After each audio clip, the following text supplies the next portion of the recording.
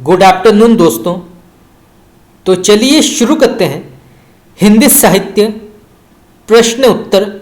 आज हिंदी गद्य का विकास से जुड़े महत्वपूर्ण प्रश्न उत्तर की चर्चा करेंगे जो विभिन्न प्रकार के प्रतियोगी परीक्षाओं में पूछा गया है।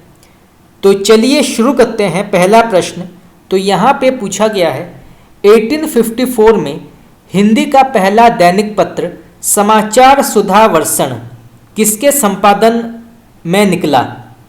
तो 1854 में हिंदी का पहला दैनिक पत्र समाचार सुधा वर्षण किसके संपादन में निकला, उनका नाम क्या है। तो इसका सही उत्तर होगा आपका श्याम सुंदर सेन।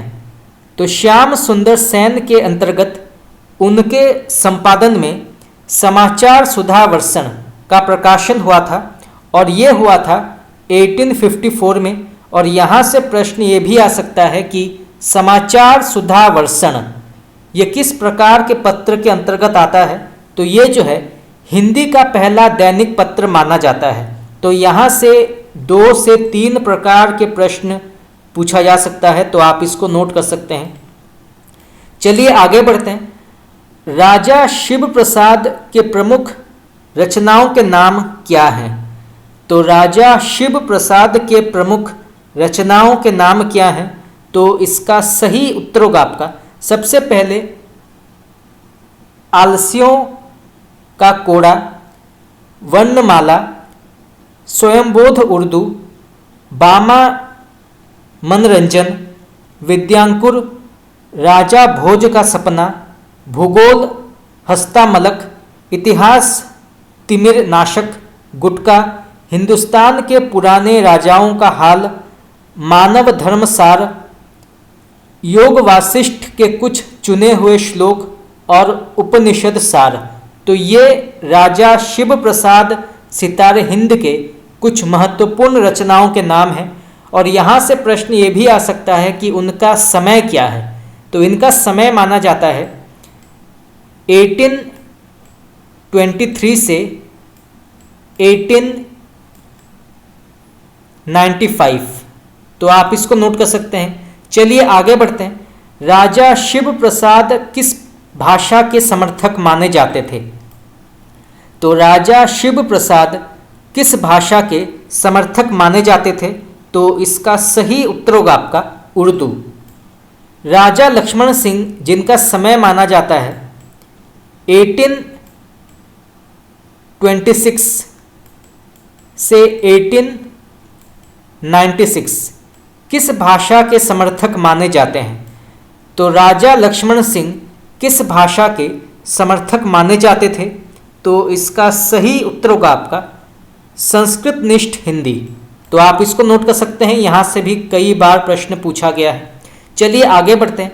प्रजा हितैषी नामक समाचार पत्र किसने निकाला। ये प्रश्न भी कई बार पूछा गया है, नेट में कई बार पूछा गया है, तो आप इसको नोट कर सकते हैं। तो प्रजा हितैषी नामक समाचार पत्र किसने निकाला, उनका नाम क्या है। तो इसका सही उत्तर होगा आपका राजा लक्ष्मण सिंह। तो राजा लक्ष्मण सिंह ने प्रजा हितैषी नामक समाचार पत्र का प्रकाशन किया था। तो आप इसको नोट कर सकते हैं। चलिए आगे बढ़ते हैं। राजा लक्ष्मण सिंह ने संस्कृत के किन 3 ग्रंथों का खड़ी बोली गद्य में अनुवाद किया था। तो राजा लक्ष्मण सिंह ने संस्कृत के किन 3 ग्रंथों का खड़ी बोली गद्य में अनुवाद किया था। तो इसका सही उत्तर होगा आपका सबसे पहले शकुंतला, फिर रघुवंश और फिर मेघदूत। तो शकुंतला का समय माना जाता है 1861, रघुवंश का समय माना जाता है 1878 और मेघदूत का समय माना जाता है 1882। तो यहाँ से प्रश्न आ सकता है। चलिए आगे बढ़ते हैं। आधुनिक खड़ी बोली के प्रारंभिक काल में किन 2 व्यक्तियों ने पंजाब में हिंदी का खूब प्रचार किया था। ये प्रश्न भी कई बार पूछा गया है। तो आधुनिक खड़ी बोली के प्रारंभिक काल में किन दो व्यक्तियों ने पंजाब में हिंदी का खूब प्रचार किया था? तो इसका सही उत्तर होगा आपका नवीन चंद्र राय और पंडित श्रद्धाराम फिल्लोरी। तो नवीन चंद्र राय और पंडित श्रद्धाराम फिल्लोरी ने एक बहुत बड़ा योगदान दिया था आधुनिक खड़ी बोली के प्रारंभिक काल में पंजाब में हिंदी का प्रचार प्रसार के लिए। तो आप इसको नोट कर सकते हैं, यहाँ से प्रश्न आया है। चलिए नेक्स्ट क्वेश्चन, हिंदी नए चाल में ढली किसका कथन माना जाता है? ये प्रश्न भी कई बार पूछा गया है। तो हिंदी नए चाल में ढली किसका कथन माना जाता है? तो इसका सही उत्तर होगा आपका भारतेंदु हरिश्चंद्र। तो भारतेंदु हरिश्चंद्र इस कथन के लेखक माने जाते हैं। और यहाँ से प्रश्न ये भी आ सकता है कि हिंदी नए चाल में ढली ये किस पत्रिका के अंतर्गत आती है? तो ये जो है हरिश्चंद्र मैगजीन के अंतर्गत आती है, जो प्रकाशित हुई थी 1873 में। तो यहाँ से तीन प्रकार के प्रश्न आ सकते हैं कि हिंदी नए चाल में ढली, इसके लेखक का नाम क्या है? तो इसके लेखक हैं भारतेंदु हरिश्चंद्र। ये कब प्रकाशित हुई थी? तो ये हुई थी 1873 में। और ये किस पत्रिका के अंतर्गत आती है? तो ये आती है हरिश्चंद्र मैगजीन में। चलिए आगे बढ़ते हैं। तो यहाँ पर एक पंक्ति दी गई है, तो बताना है इस पंक्ति के लेखक का नाम क्या है या इस कथन के लेखक का नाम क्या है। तो सबसे पहले कथन पढ़ते हैं, बहुत ही प्रसिद्ध कथन है, कई बार पूछा गया है। भारतेंदु युग के अन्य किसी लेखक ने अपनी लेखनी को जीभ की तरह इतना नहीं चलाया, अन्य किसी लेखक ने पाठक से इतनी आत्मीयता से और इतनी ज़्यादा बातचीत नहीं की, और कोई भी लेखक अपनी भाषा को इतनी सरपट नहीं दौड़ा सका जितना प्रताप नारायण मिश्र। इस कथन के लेखक का नाम क्या है? तो फिर से पढ़ते हैं, भारतेंदु युग के अन्य किसी लेखक ने अपनी लेखनी को जीभ की तरह इतना नहीं चलाया, अन्य किसी लेखक ने पाठक से इतनी आत्मीयता से और इतनी ज़्यादा बातचीत नहीं की, और कोई भी लेखक अपनी भाषा को इतनी सरपट नहीं दौड़ा सका जितना प्रताप नारायण मिश्र। तो इस कथन के लेखक का नाम क्या है? तो इसका सही उत्तर होगा आपका डॉक्टर रामविलास शर्मा। तो आप इसको नोट कर सकते हैं, यहाँ से भी कई बार प्रश्न पूछा गया है। चलिए आगे बढ़ते हैं। आचार्य महावीर प्रसाद द्विवेदी से अस्थिरता शब्द को लेकर विवाद किसने चलाया था या किसने किया था? तो आचार्य महावीर प्रसाद द्विवेदी ने अस्थिरता शब्द को लेकर विवाद किसने चलाया था? तो इसका सही उत्तर होगा आपका बाल मुकुंद गुप्त। तो आप इसको नोट कर सकते हैं। तो बाल मुकुंद गुप्त ने अस्थिरता को लेकर विवाद चलाया था। तो आप इसको नोट कर सकते हैं, अस्थिरता। चलिए आगे बढ़ते हैं। यहाँ पर भी एक कथन दिया गया है, तो बताना है इस कथन के लेखक का नाम क्या है। व्याकरण की शुद्धता और भाषा की सफाई के प्रवर्तक द्विवेदी जी ही थे। गद्य की भाषा पर द्विवेदी जी के इस शुभ प्रभाव का स्मरण जब तक भाषा के लिए शुद्धता आवश्यक समझी जाएगी तब तक बना रहेगा। तो इस कथन के लेखक का नाम क्या है? तो व्याकरण की शुद्धता और भाषा की सफाई के प्रवर्तक द्विवेदी जी ही थे। गद्य की भाषा पर द्विवेदी जी के इस शुभ प्रभाव का स्मरण जब तक भाषा के लिए शुद्धता आवश्यक समझी जाएगी तब तक बना रहेगा। तो इस प्रसिद्ध कथन के लेखक का नाम क्या है? तो इसका सही उत्तर होगा आपका आचार्य रामचंद्र शुक्ल। तो आप इसको नोट कर सकते हैं। चलिए आगे बढ़ते हैं। भाषा संसार का नादमय चित्र है, ध्वनिमय स्वरूप है। यह विश्व के हतंत्री की झंकार है, जिसके स्वर में वह अभिव्यक्ति पाता है। विश्व की सभ्यता के विकास तथा हास्य के साथ वाणी का भी युगपत् विकास तथा हास्य होता है। तो इस कथन के लेखक का नाम क्या है? तो इसका सही उत्तर होगा आपका सुमित्रा नंदन पंत। तो सुमित्रा नंदन पंत इस कथन के लेखक माने जाते हैं। चलिए आगे बढ़ते हैं। विचार के क्षणों में मुझे गद्य लिखना ही अच्छा लगता रहा है, क्योंकि उसमें अपनी अनुभूति ही नहीं, बाह्य परिस्थितियों के विश्लेषण के लिए भी पर्याप्त अवकाश रहता है। तो इस प्रसिद्ध कथन के लेखक का नाम क्या है? तो फिर से पढ़ते हैं। विचार के क्षणों में मुझे गद्य लिखना ही अच्छा लगता रहा है, क्योंकि उसमें अपनी अनुभूति ही नहीं, बाह्य परिस्थितियों के विश्लेषण के लिए भी पर्याप्त अवकाश रहता है। तो इस प्रसिद्ध कथन के लेखक का नाम क्या है? तो इसका सही उत्तर होगा आपका महादेवी वर्मा। तो आप इसको नोट कर सकते हैं। चलिए आगे बढ़ते हैं। नागरी प्रचारिणी सभा काशी की स्थापना कब हुई थी और इसके संस्थापक कौन थे? तो नागरी प्रचारिणी सभा काशी की स्थापना कब हुई थी और इसके संस्थापक कौन थे? तो इसकी स्थापना हुई थी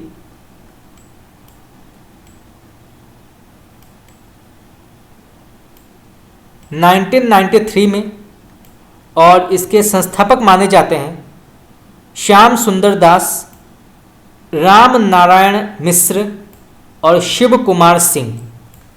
तो ये तीन जो हैं संस्थापक माने जाते हैं नागरी प्रचारिणी सभा के। तो आप इसको नोट कर सकते हैं। चलिए आगे बढ़ते हैं। मुंशी सदासुख लाल कहाँ के रहने वाले थे? ये प्रश्न भी कई बार पूछा गया है, तो आप इसको नोट कर सकते हैं। तो मुंशी सदासुख लाल कहाँ के रहने वाले थे? तो इसका सही उत्तर होगा आपका दिल्ली के। इंशाअल्लाह खां कृत रानी केतकी की कहानी का दूसरा नाम क्या है? ये प्रश्न आपका नेट में कई बार पूछा गया है।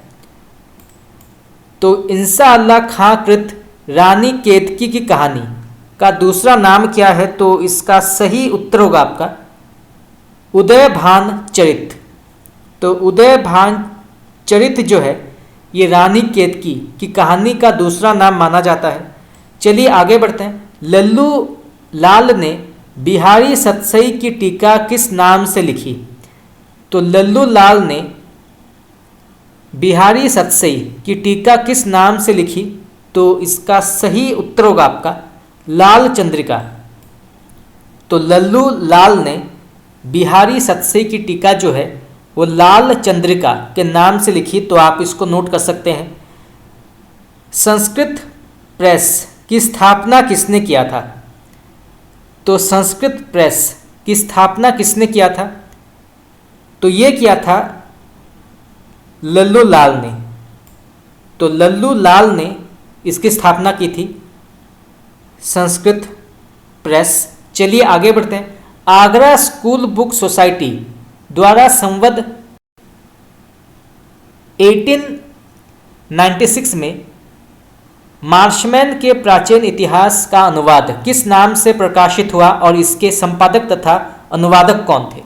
तो आगरा स्कूल बुक सोसाइटी द्वारा संवत 1896 में मार्शमैन के प्राचीन इतिहास का अनुवाद किस नाम से प्रकाशित हुआ और इसके संपादक तथा अनुवादक का नाम क्या है? तो इसका सही उत्तर होगा आपका सबसे पहले ये जो है कथासार नाम से प्रकाशित हुआ था और इसके संपादक का नाम है पादरी जे मुर और इसके अनुवादक माने जाते हैं पंडित रतन लाल। तो यहाँ से तीन प्रकार के प्रश्न आ सकते हैं कि ये कहाँ प्रकाशित हुआ था। तो ये हुआ था आगरा स्कूल बुक सोसाइटी में 1896 में। किस नाम से हुआ था? तो कथासार। इसके संपादक का नाम क्या है? तो पादरी जे मुर और इसके अनुवादक का नाम है पंडित रतन लाल। चलिए आगे बढ़ते हैं। आरफन प्रेस की स्थापना कहाँ हुई थी? तो आरफन प्रेस की स्थापना कहाँ हुई थी? तो इसका सही उत्तर होगा आपका मिर्ज़ापुर। तो ये जो है मिर्ज़ापुर में हुई थी। तो आप इसको नोट कर सकते हैं। चलिए आगे बढ़ते हैं। समाचार पत्र बंगदूत के संपादक का नाम क्या है? तो समाचार पत्र बंगदूत के संपादक का नाम क्या है? तो इसका सही उत्तर होगा आपका राजा राम मोहन रॉय। उदंत मार्तंड समाचार पत्र के संपादक पंडित जुगल किशोर कहाँ के रहने वाले थे? ये प्रश्न भी कई बार पूछा गया है, तो आप इसको नोट कर सकते हैं। तो उदंत मार्तंड समाचार पत्र के संपादक पंडित जुगल किशोर कहाँ के रहने वाले थे? तो इसका सही उत्तर होगा आपका कानपुर। तो ये जो थे कानपुर के रहने वाले थे, तो आप इसको नोट कर सकते हैं। उदंत मार्तंड पत्र में खड़ी बोली का उल्लेख किस नाम से हुआ था? तो उदंत मार्तंड पत्र में खड़ी बोली का उल्लेख किस नाम से हुआ था? तो ये हुआ था मध्य देशीय भाषा नाम से। तो मध्य देशीय भाषा नाम से उदंत मार्तंड पत्र में खड़ी बोली का उल्लेख किया गया था। चलिए आगे बढ़ते हैं। संवत 1908 में आगरे से बुद्धि प्रकाश नामक समाचार पत्र निकला, जिसके संपादक का नाम क्या है? तो संवत 1908 में आगरे से बुद्धि प्रकाश नामक समाचार पत्र निकला, जिसके संपादक का नाम क्या है? तो इसका सही उत्तर होगा आपका सदासुख लाल। तो आप इसको नोट कर सकते हैं। चलिए आगे बढ़ते हैं। फ्रांसीसी विद्वान गार्सा द तासी पेरिस में क्या करते थे? तो फ्रांसीसी विद्वान गार्सा द तासी पेरिस में क्या करते थे? तो इसका सही उत्तर होगा आपका हिंदुस्तानी या उर्दू के अध्यापक थे। चलिए आगे बढ़ते हैं। हिंदी हिंदुओं की जबान है जो बुत परस्त है, और उर्दू मुसलमानों की जिनके साथ अंग्रेजों का मजहबी रिश्ता है। दोनों सामी या पैगंबरी मत के मानने वाले हैं। ये मत किसका माना जाता है? तो फिर से पढ़ते हैं। हिंदी हिंदुओं की जबान है जो बुत परस्त हैं, और उर्दू मुसलमानों की जिनके साथ अंग्रेजों का मजहबी रिश्ता है। दोनों सामी या पैगंबरी मत के मानने वाले हैं। तो इस कथन के लेखक का नाम क्या है? तो इसका सही उत्तर होगा आपका गार्सा द तासी। तो ये कथन जो है फ्रेंच विद्वान गार्सा द तासी ने कहा था। तो आप इसको नोट कर सकते हैं। चलिए आगे बढ़ते हैं। आगरा से हिंदी उर्दू का एक पत्र निकला था, जिसके हिंदी कालम का नाम भारत खंडामृत और उर्दू कालम का नाम आबहयात था। तो इसके संपादक कौन थे? तो आगरा से हिंदी उर्दू का एक पत्र निकला था, जिसके हिंदी कालम का नाम भारत खंडामृत और उर्दू कालम का नाम आबहयात था। तो इसके संपादक का नाम क्या है? तो इसका सही उत्तर होगा आपका पंडित वंशीधर। चलिए आगे बढ़ते हैं। बाबू अयोध्या प्रसाद खत्री के खड़ी बोली का पद्य की भूमिका किसने लिखा था? तो बाबू अयोध्या प्रसाद खत्री के खड़ी बोली का गद्य की भूमिका किसने लिखा था? उनका नाम क्या है? तो इसका सही उत्तर होगा आपका फ्रेडरिक पिंकाट। सन 1867 में ज्ञानदायिनी पत्रिका किसने निकाला? तो सन 1867 में ज्ञानदायिनी पत्रिका किसने निकाला? तो इसका सही उत्तर होगा आपका नवीन चंद्र राय। तो आप इसको नोट कर सकते हैं। यहाँ से भी कई प्रकार के प्रश्न पूछे गए हैं। चलिए आगे बढ़ते हैं। यहाँ पे प्रश्न पूछा गया है, लाहौर में अंजुमन लाहौर नामक सभा की स्थापना किसने किया था? तो लाहौर में अंजुमन लाहौर नामक सभा की स्थापना किसने किया था? तो इसका सही उत्तर होगा आपका नवीन चंद्र राय। सत्यामृत प्रभा नामक सिद्धांत ग्रंथ के रचयिता का नाम क्या है? तो सत्यामृत प्रभा नामक सिद्धांत ग्रंथ के रचयिता का नाम क्या है? तो इसका सही उत्तर होगा आपका पंडित श्रद्धाराम फिल्लोरी। तो आप इसको नोट कर सकते हैं। चलिए आगे बढ़ते हैं। सत्यामृत प्रभा, आत्मचिकित्सा, तत्व दीपक, धर्म रक्षा, उपदेश संग्रह, भाग्यवती, इन रचनाओं के लेखक का नाम क्या है? तो सत्यामृत प्रभा, आत्मचिकित्सा, तत्व दीपक, धर्म रक्षा, उपदेश संग्रह, भाग्यवती रचनाओं के लेखक का नाम क्या है? तो इसका सही उत्तर होगा आपका पंडित श्रद्धाराम फिल्लोरी।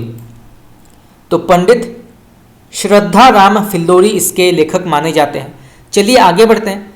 भारत में भाषा के लेखक दो हैं, एक काशी में, दूसरा पंजाब में, परंतु आज ही रह जाएगा। इस कथन के लेखक का नाम क्या है? तो इसका सही उत्तर होगा आपका पंडित श्रद्धाराम फिल्लोरी। तो आप इसको नोट कर सकते हैं। चलिए आगे बढ़ते हैं।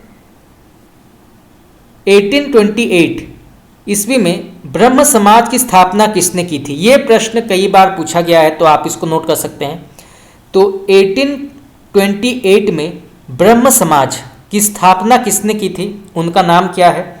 तो इसका सही उत्तर होगा आपका राजा राम मोहन रॉय ने। सन 1867 में प्रार्थना समाज की स्थापना किसने की थी?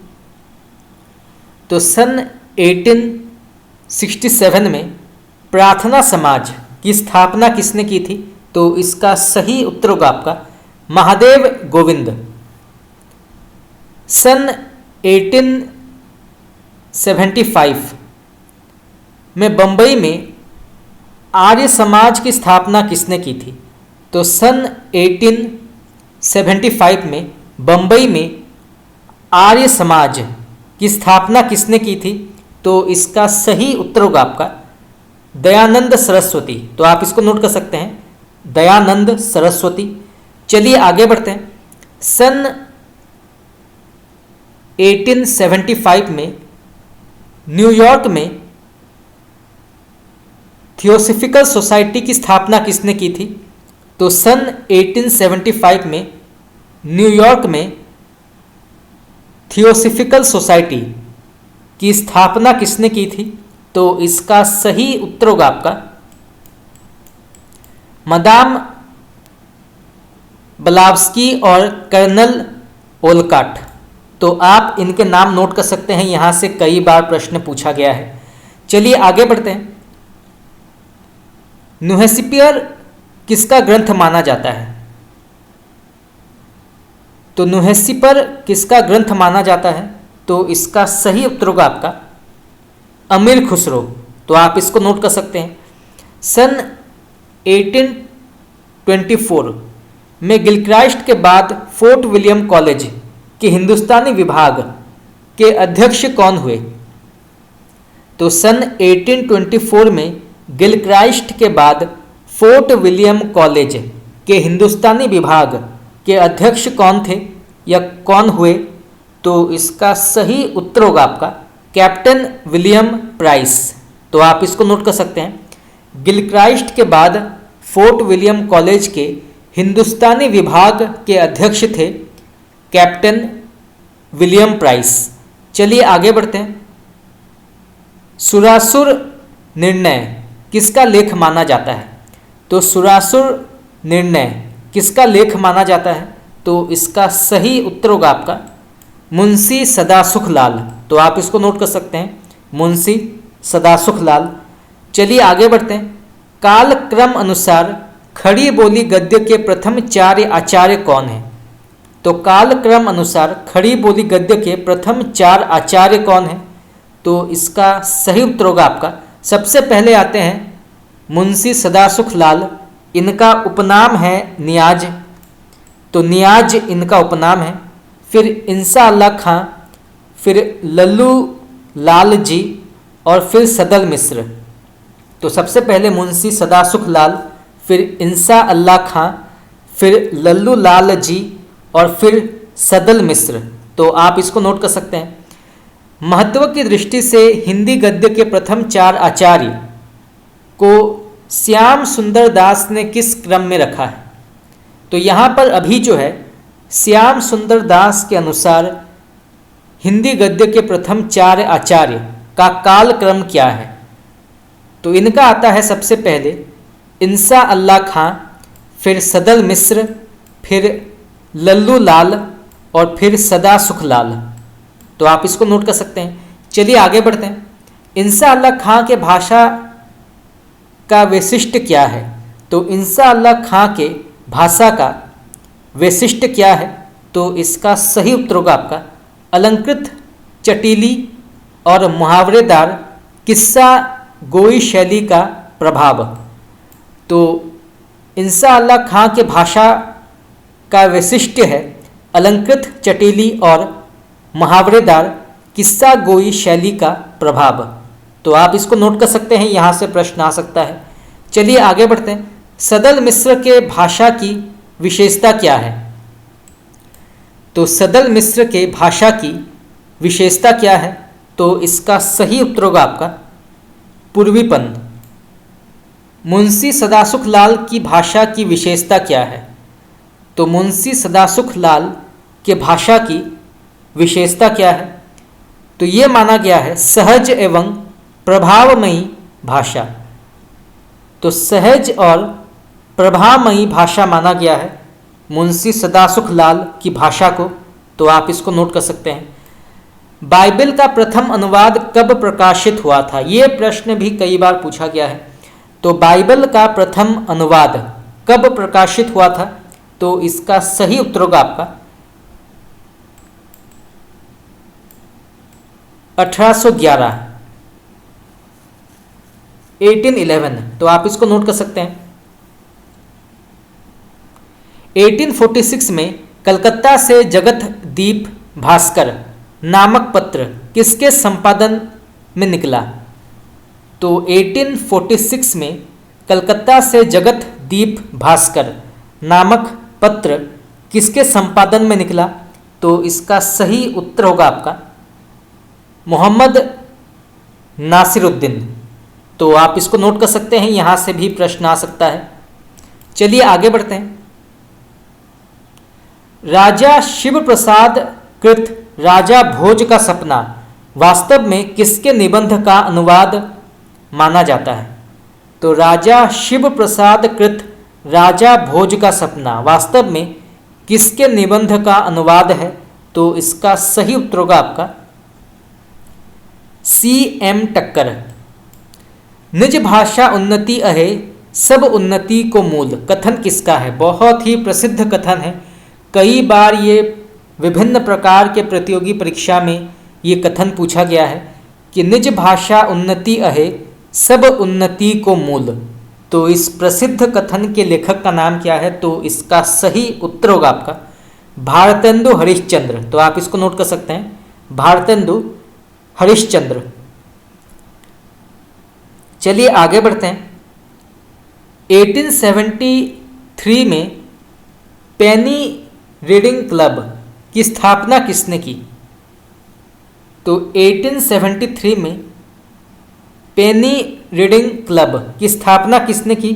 तो इसका सही उत्तर होगा आपका भारतेंदु हरिश्चंद्र ने। धर्म और ईश्वर संबंधी विचारों के प्रचारार्थ 1873 में तदीय समाज की स्थापना किसने की थी? तो इसका सही उत्तर होगा आपका भारतेंदु हरिश्चंद्र ने। तो आप इसको नोट कर सकते हैं। भारतेंदु ने वैज्ञानिक शब्दावली के निर्माण का कार्य शुरू किया था। इस कार्य में उनके सहयोगी कौन थे? तो फिर से पढ़ते हैं। भारतेंदु ने वैज्ञानिक शब्दावली के निर्माण का कार्य शुरू किया था। इस कार्य में उनके सहयोगी कौन थे? तो इसका सही उत्तर होगा आपका बिहारी चौबे। तो आप इसको नोट कर सकते हैं। चलिए आगे बढ़ते हैं। भारतेंदु के किस समाचार पत्र के मुख्य पृष्ठ पर यह वाक्य अंकित रहता था? नवीन प्राचीन संस्कृत भाषा और अंग्रेजी में गद्य पद्यमय काव्य, प्राचीन वृत्त, राज्य संबंधी विषय, नाटक, विद्या और कला पर लेख, लोकोक्ति, इतिहास, परिहास, गद्य और समालोचना संभूषिता। तो ये जो है किस पत्रिका के अंतर्गत आता है? तो इसका सही उत्तर होगा आपका हरिश्चंद्र चंद्रिका। तो आप इसको नोट कर सकते हैं, हरिश्चंद्र चंद्रिका। चलिए आगे बढ़ते हैं। खड़ी बोली गद्य के आरंभिक 4 लेखक एवं उनका निवास स्थान क्या है? तो खड़ी बोली गद्य के पहले के 4 लेखक और उनका निवास स्थान क्या है? तो सबसे पहले आते हैं मुंशी सदासुखलाल नियाज। इनका जो निवास स्थान माना जाता है वो है दिल्ली। फिर इंशा अल्लाह खां, इनका जो निवास माना जाता है वो पहले दिल्ली था, फिर बाद में लखनऊ। तो पहले वो दिल्ली में रहते थे, फिर बाद में वो लखनऊ आ गए। फिर लल्लू लाल, तो लल्लू लाल का समय माना जाता है आगरा। और फिर सदल मिश्र, तो सदल मिश्र का समय माना जाता है बिहार। तो लल्लू लाल का जो स्थान है वो है आगरा और सदल मिश्र का जो स्थान है वो है बिहार। चलिए आगे बढ़ते हैं। प्रसिद्ध हिंदी सेवी फ्रेडरिक पिनकाट का जन्म और मृत्यु कब और कहाँ हुआ था? तो प्रसिद्ध हिंदी सेवी फ्रेडरिक पिनकाट का जन्म और मृत्यु कब और कहाँ हुआ था? तो इसका सही उत्तर होगा आपका, इनका जन्म हुआ था 1836 में, इंग्लैंड में हुआ था। और इनकी मृत्यु हुई थी 1896 में लखनऊ में। तो इनका जन्म हुआ था 1836 इंग्लैंड में और इनकी मृत्यु हुई थी 1896 लखनऊ में। तो आप इसको नोट कर सकते हैं, यहाँ से प्रश्न आ सकता है। चलिए आगे बढ़ते हैं। राजा शिव प्रसाद सितारे हिंद शिक्षा विभाग में किस पद पर कार्यरत थे? तो राजा शिव प्रसाद सितारे हिंद शिक्षा विभाग में किस पद पर कार्य करते थे? तो इसका सही उत्तर होगा आपका इंस्पेक्टर पद पर। तो वो एक इंस्पेक्टर थे, तो आप इसको नोट कर सकते हैं। चलिए आगे बढ़ते हैं। राजा शिव प्रसाद सितारे हिंद ने पाठ्य पुस्तक के रूप में गुटका निकाला। उक्त गुटका में कौन सी रचनाएं संकलित थी? तो सबसे पहले आती है राजा भोज का सपना, फिर रानी केतकी की कहानी, फिर शकुंतला नाटक जिसके लेखक हैं राजा लक्ष्मण सिंह। चलिए आगे बढ़ते हैं। संयुक्त प्रांत उत्तर प्रदेश के सब दफ्तरों की भाषा उर्दू कब की गई थी? तो संयुक्त प्रांत उत्तर प्रदेश के सब दफ्तरों की भाषा उर्दू कब की गई थी? तो इसका सही उत्तर होगा आपका 1837 में। चलिए आगे बढ़ते हैं। गारसा द तासी किस भाषा के पक्षधर माने जाते थे? तो गारसा द तासी किस भाषा के पक्षधर माने जाते थे? तो इसका सही उत्तर होगा आपका उर्दू। हिंदी को एक भद्दी बोली किसने कहा है? भद्दी बोली किसने कहा है? तो हिंदी को एक भद्दी बोली किसने कहा है? तो इसका सही उत्तर होगा आपका गारसा द तासी ने। तो गारसा द तासी जो थे उन्होंने जो है इसको भद्दी बोली कहा था, क्योंकि ये हम सब जानते हैं कि गारसा द तासी हिंदी भाषा को इतना पसंद नहीं करते थे जितना कि उर्दू को। वो उर्दू के साहित्यकार लेखकों को जो है ज़्यादा महत्व देते थे, इसीलिए हिंदी उनको कुछ खास पसंद नहीं था। तो यहाँ से जो है प्रश्न आ सकता है। चलिए आगे बढ़ते हैं। हिंदी का पहला उपन्यास कौन सा माना जाता है? तो हिंदी का पहला उपन्यास कौन सा माना जाता है? तो इसका सही उत्तर होगा आपका भाग्यवती और इसके लेखक हैं पंडित श्रद्धा राम फिल्लोरी और ये प्रकाशित हुई थी 1877 में।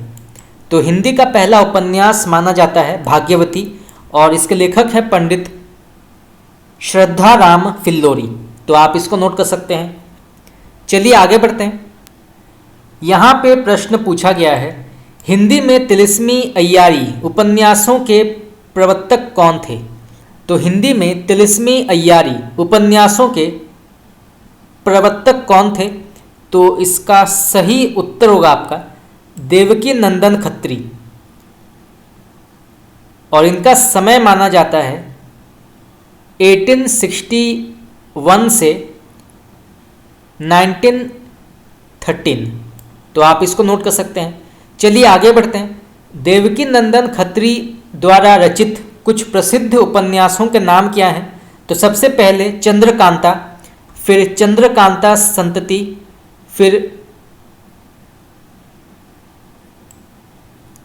नरेंद्र मोहिनी, फिर वीरेंद्र वीर, फिर कुसुम कुमारी और भूतनाथ। भूतनाथ जो है ये अधूरा उपन्यास माना जाता है, और ये प्रश्न कई बार पूछा गया है कि देवकी नंदन खत्री द्वारा रचित अधूरा उपन्यास का नाम क्या है? तो वो है भूतनाथ। चलिए आगे बढ़ते हैं। किस उपन्यासकार ने जासूस नामक मासिक पत्रिका निकाला था? ये प्रश्न भी कई बार पूछा गया है, तो आप इसको नोट कर सकते हैं।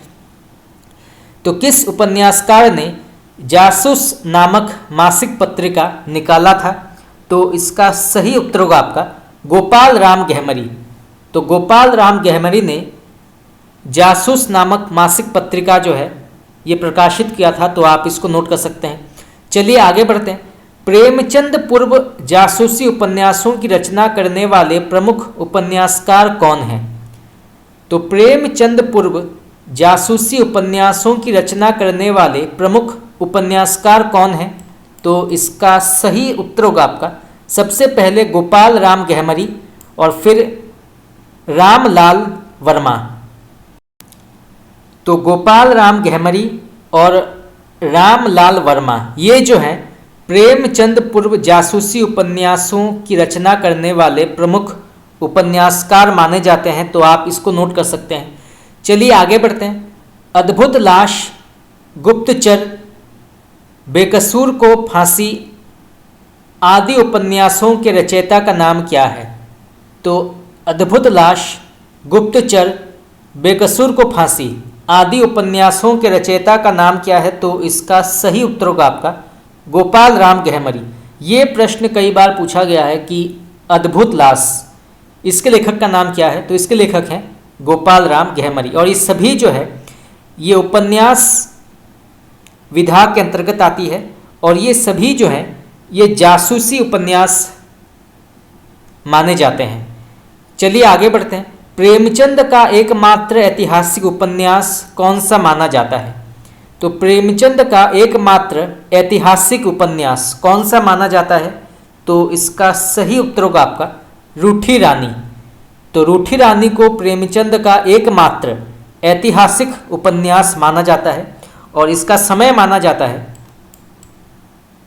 1907।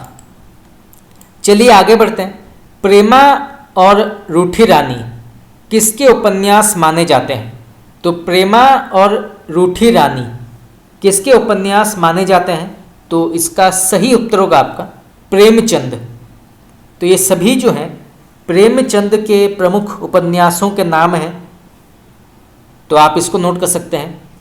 चलिए आगे बढ़ते हैं।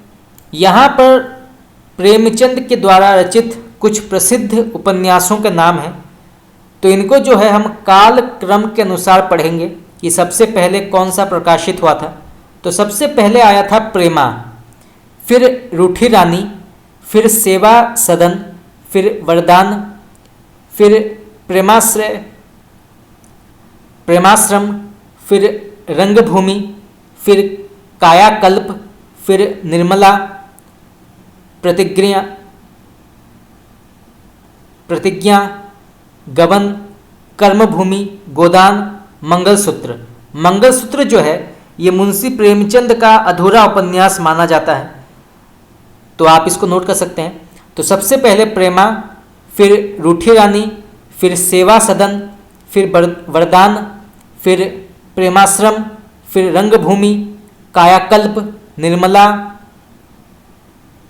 प्रतिज्ञा, गबन, कर्मभूमि, गोदान, मंगलसूत्र। तो आप इसको नोट कर सकते हैं। चलिए आगे बढ़ते हैं।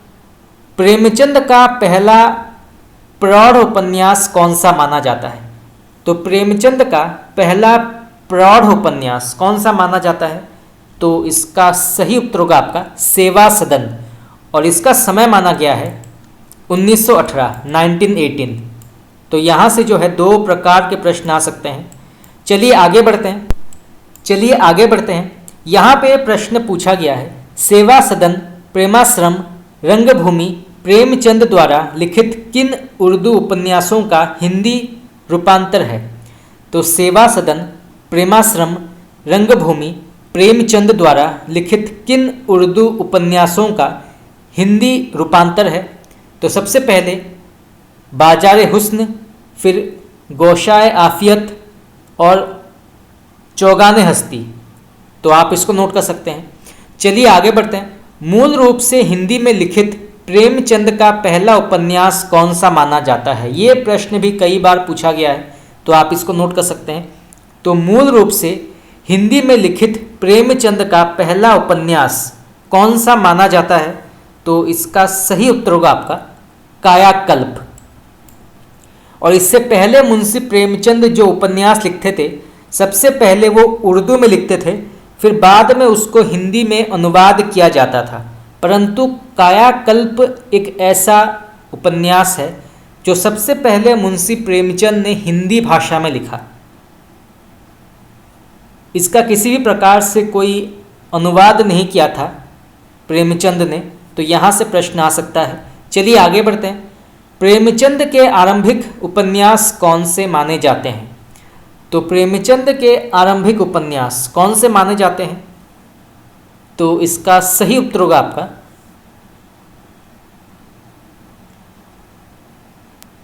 प्रेमा अर्थात दो सखियों का विवाह, असरारे मुआविद उर्फ देवस्थान रहस्य, किसान, रूठी रानी। तो ये जो है प्रेमचंद के आरंभिक उपन्यास माने जाते हैं। प्रेमा अर्थात दो सखियों का विवाह, असरारे मुआविद उर्फ देवस्थान रहस्य, किसान, रूठी रानी। तो आप इसको नोट कर सकते हैं। चलिए आगे बढ़ते हैं। उपन्यास के अंतर्गत अगर देखा जाए, प्रेमचंद ने अपने उर्दू उपन्यास जलवे इसार का हिंदी रूपांतर किस नाम से किया था?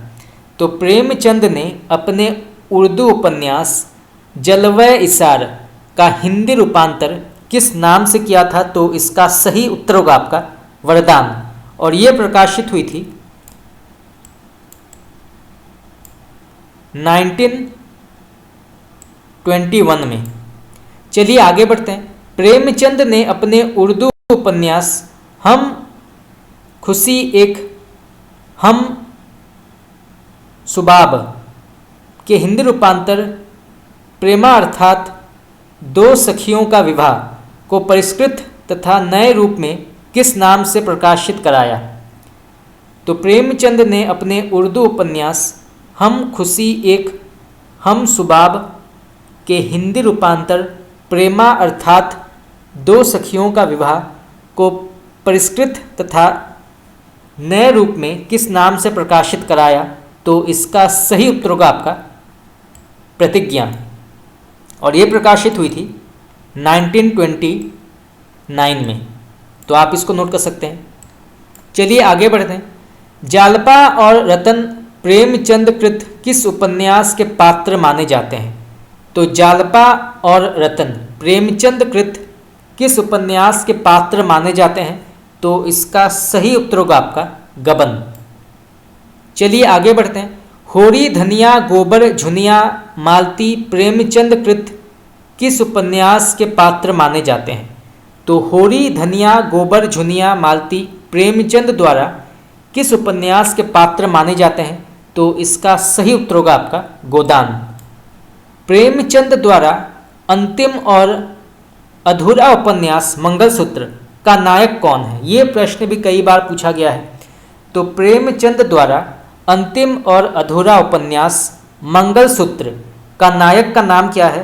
तो इसका सही उत्तर होगा आपका देवकुमार। सूरदास प्रेमचंद के द्वारा किस उपन्यास का पात्र माना जाता है? तो सूरदास प्रेमचंद द्वारा किस उपन्यास का पात्र माना जाता है? तो इसका सही उत्तर होगा आपका रंगभूमि। तो रंगभूमि में एक सूरदास नाम का अंधा व्यक्ति है, तो एक बहुत ही महत्वपूर्ण पात्र है इस उपन्यास में रंगभूमि। तो आप इसको नोट कर सकते हैं।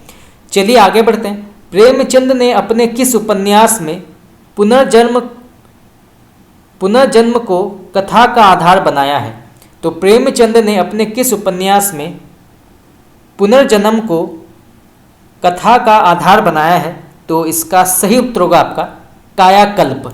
कंकाल और तितली उपन्यास किसके माने जाते हैं? कंकाल का समय माना जाता है 1929 और तितली का समय माना जाता है 1934।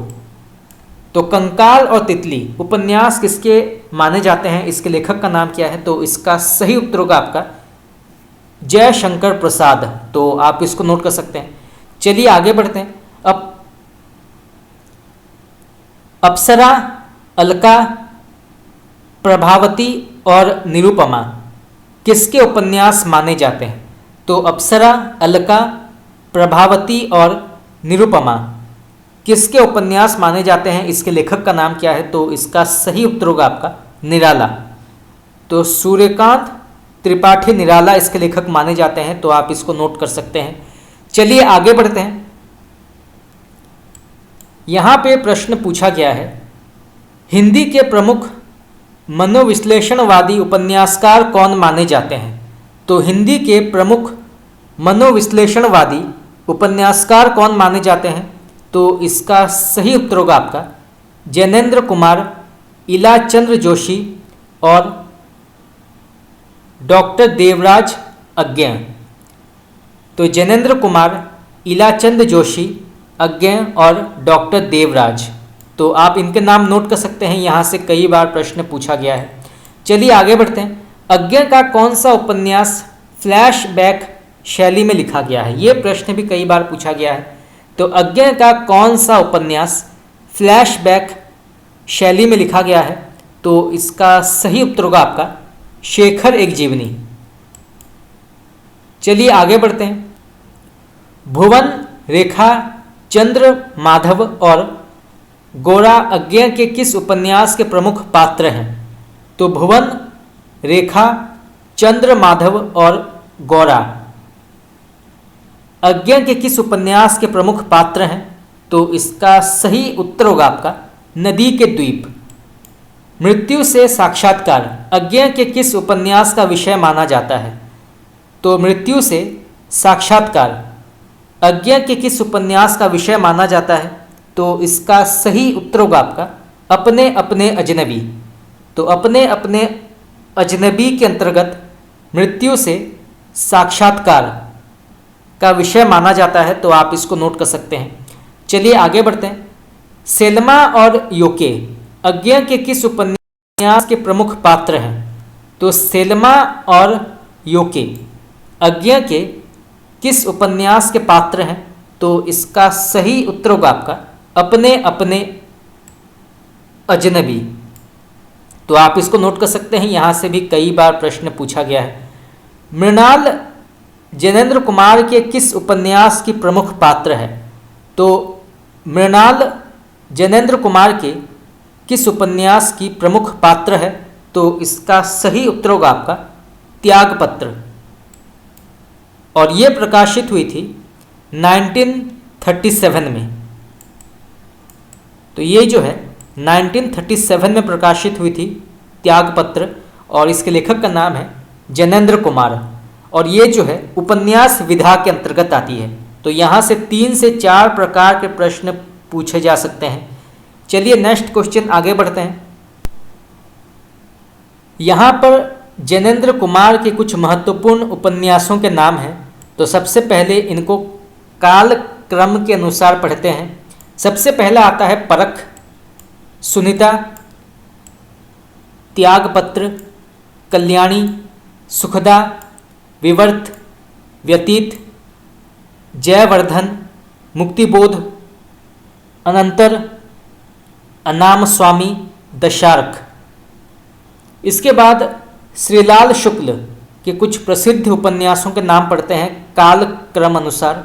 सबसे पहले प्रकाशित हुई थी राग दरबारी, फिर सूनी घाटी का सूरज, फिर अज्ञातवास, फिर सीमाएं टूटती है, आदमी का जहर, मकान, पहला पड़ाव। तो आप इसको नोट कर सकते हैं, यहाँ से भी कई प्रकार के प्रश्न पूछे गए हैं। अभी फणीश्वर नाथ रेणु के कुछ महत्वपूर्ण उपन्यासों के बारे में पढ़ेंगे।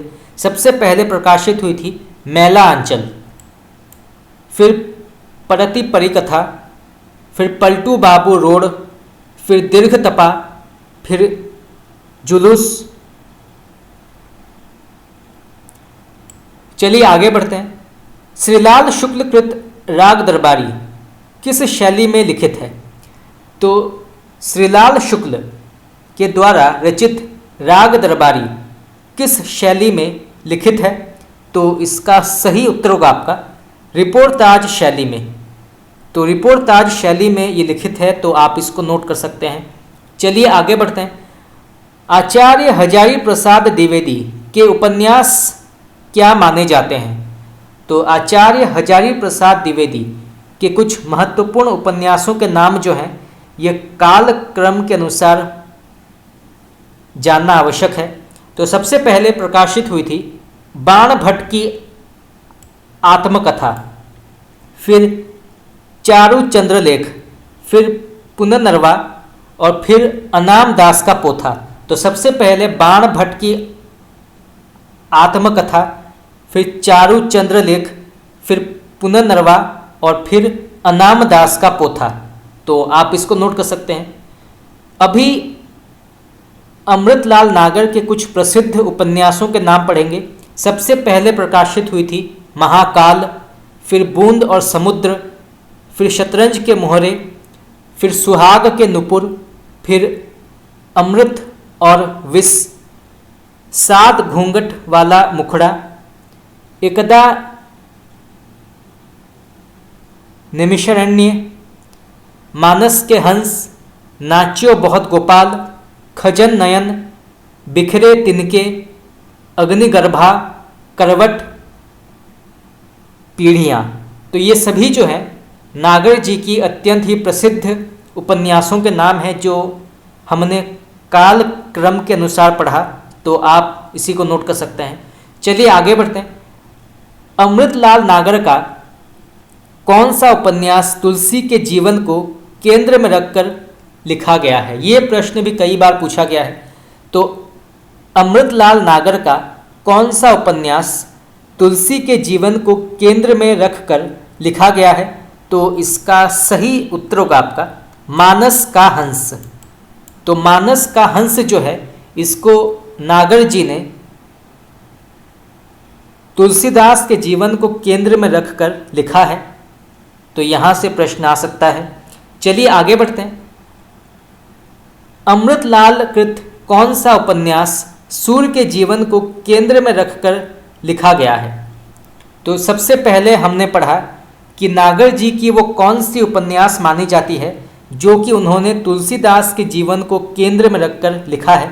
और अब प्रश्न पूछा गया है कि अमृतलाल नागर की वो कौन सी उपन्यास मानी जाती है जो उन्होंने सूरदास के जीवन को केंद्र में रखकर लिखा है?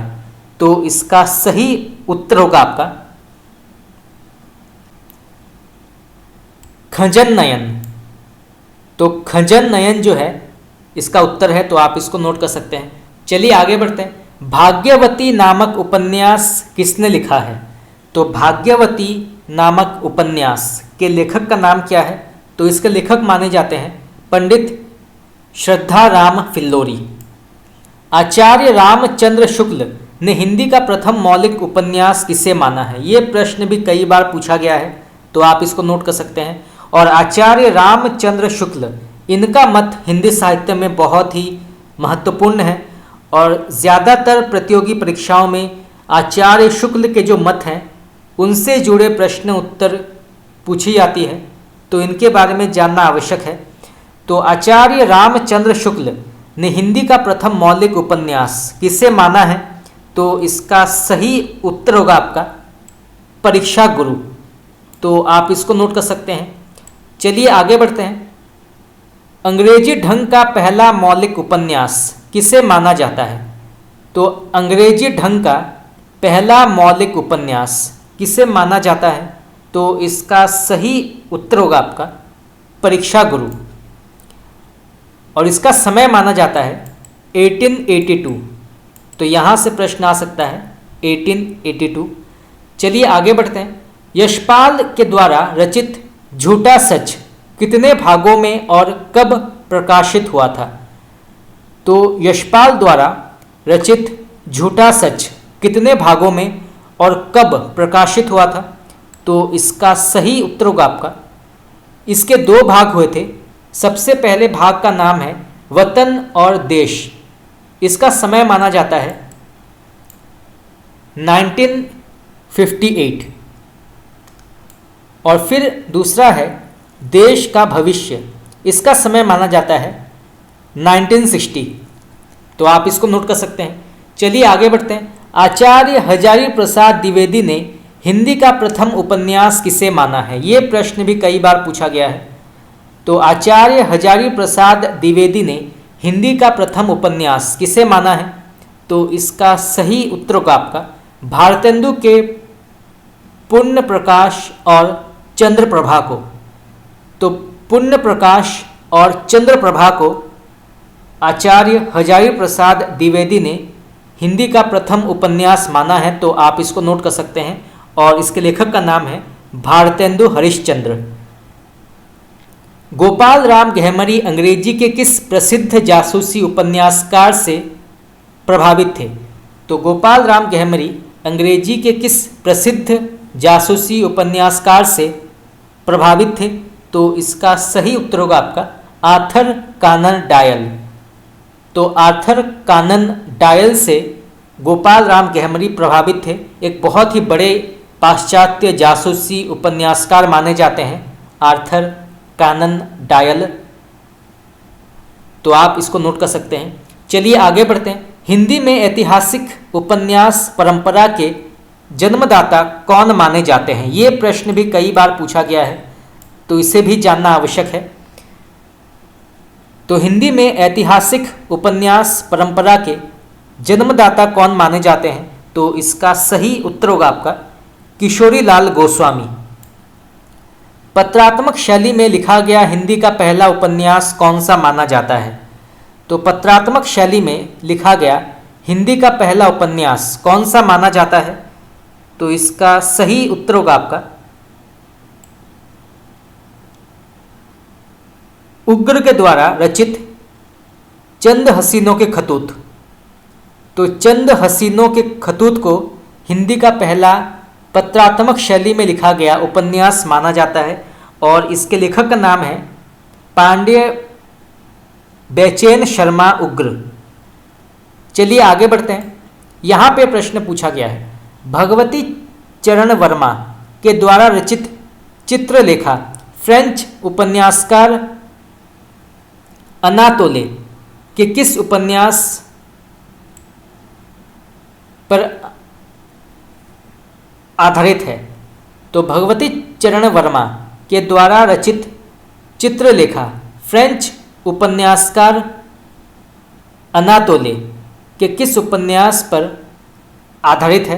तो इसका सही उत्तर होगा आपका थाया पर। प्रेम का कामेच्छा के अतिरिक्त और कुछ कौन सा उपन्यासकार नहीं मानता? तो प्रेम को कामेच्छा के अतिरिक्त और कुछ कौन सा उपन्यासकार नहीं मानता है? तो इसका सही उत्तर होगा आपका यशपाल। तो आप इसको नोट कर सकते हैं यशपाल। द्विवेदी जी ने किस उपन्यास में लोरिक चंदा की कथा को मृच्छकटिकम की कथा से जोड़ा है? ये प्रश्न भी कई बार पूछा गया है। तो द्विवेदी जी ने किस उपन्यास में लोरिक चंदा की कथा को मृच्छकटिकम की कथा से जोड़ा है? तो इसका सही उत्तर होगा आपका पुनर्नरवा। तो आप इसको नोट कर सकते हैं पुनर्नरवा। चलिए आगे बढ़ते हैं। अनाम दास का पोथा किस उपनिषद की कथा पर केंद्रित है? तो अनाम दास का पोथा किस उपनिषद की कथा पर केंद्रित है? तो इसका सही उत्तर होगा आपका छांदोग्य उपनिषद। नटों की जिंदगी को उजागर करने वाला रांगे राघव का आंचलिक उपन्यास कौन सा माना जाता है? तो नटों की जिंदगी को उजागर करने वाला रांगे राघव का आंचलिक उपन्यास कौन सा माना जाता है? तो इसका सही उत्तर होगा आपका कब तक पुकारूं। तो नटों की जिंदगी को उजागर करने वाला रांगे राघव का आंचलिक उपन्यास माना जाता है कब तक पुकारूं। और यहाँ से प्रश्न ये भी आ सकता है कि कब तक पुकारूं ये किस प्रकार का उपन्यास माना जाता है? तो ये जो है आंचलिक उपन्यास माना जाता है। इसके लेखक का नाम है रांगे राघव और ये जो है नटों की जिंदगी को उजागर करने वाला उपन्यास माना जाता है। तो यहाँ से जो है 3 प्रकार के प्रश्न पूछे जा सकते हैं, तो आप इसको नोट कर सकते हैं। चलिए आगे बढ़ते हैं। लौटती लहरों की बांसुरी किसका उपन्यास माना जाता है? तो लौटती लहरों की बांसुरी किसका उपन्यास माना जाता है? तो इसके लेखक हैं भारत भूषण अग्रवाल। हरिशंकर परसाई के उपन्यास के नाम क्या हैं? एक बहुत बड़े हिंदी साहित्य के व्यंग्यकार माने जाते हैं या व्यंग लेखक माने जाते हैं हरिशंकर परसाई। तो इनके द्वारा रचित उपन्यासों के नाम क्या हैं? तो सबसे पहले तट की खोज, फिर ज्वाला और जल और भूत के पांव पीछे। तो ये 3 महत्वपूर्ण हरिशंकर परसाई के उपन्यास के नाम हैं, तो आप इनके नाम नोट कर सकते हैं। तो दोस्तों इसी के साथ हमारा आज का प्रश्न उत्तर क्लास यहाँ पे समाप्त हुआ। आज हमने जो है हिंदी गद्य के हिंदी उपन्यास से जुड़े कुछ महत्वपूर्ण प्रश्न उत्तर की चर्चा की। और भी बहुत सारे हिंदी उपन्यास, हिंदी कहानी, रेखाचित्र, आत्मकथा, जीवनी से जुड़े महत्वपूर्ण प्रश्न उत्तर की चर्चा करना बाकी है, परंतु आज के लिए इतना ही। अगर आप लोगों को मेरा क्लास अच्छा लगा तो आप मुझे कमेंट करके बता सकते हैं। आपका बहुत बहुत धन्यवाद।